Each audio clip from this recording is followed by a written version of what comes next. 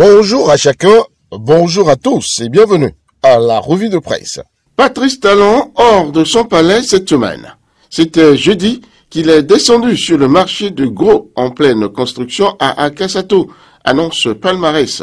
L'homme a préféré aller constater par lui-même l'évolution des travaux, au lieu de faire foi aux comptes rendus tronqués ou non, qui lui sont régulièrement faits. Le potentiel annonce qu'il a constaté effectivement l'évolution des travaux et a même donné des instructions pour que les travaux puissent se finir à temps afin que le chantier soit livré dans le délai imparti. Lettre ouverte pour sa part se veut complet sur ce déplacement du chef de l'État. Outre le marché de Gros, le numéro 1 béninois, annonce le journal, était aussi à la caserne de Dessa à Alada et sur le site de construction des logements militaires. En somme, une sortie qui lui aura permis d'être fixé sur le niveau d'avancement de ces chantiers. Pendant ce temps, les populations de Porto-Novo souffrent le martyre pour disposer de la quantité d'eau qu'il leur faut pour leurs besoins quotidiens. Alerte l'affiche du jour. L'eau potable de la Soneb n'est plus disponible dans la cité des Haïnovi depuis quelques jours. Et, s'il lui arrivait de sortir du robinet, c'est la croix et la bannière pour les populations qui mettent un temps fou pour recueillir quelques gouttes de liquide vital, raconte le journal. Un chemin de croix, n'est-ce pas, auquel les responsables de la Société nationale des eaux du Bénin doivent remédier au plus tôt.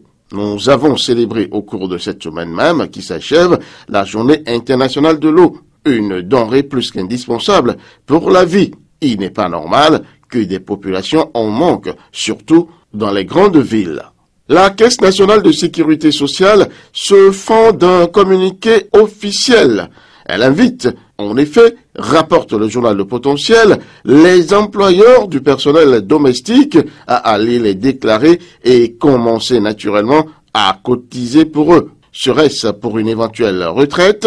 Rien n'est moins sûr. En tout cas, l'État, par cet acte, tient à avoir un œil sur ce secteur. C'est ce que Soleil Bénin Info appelle les employeurs de domestiques mis devant leurs responsabilités. Une mesure qui va faire couler beaucoup d'encre et de salive dans le rang des populations.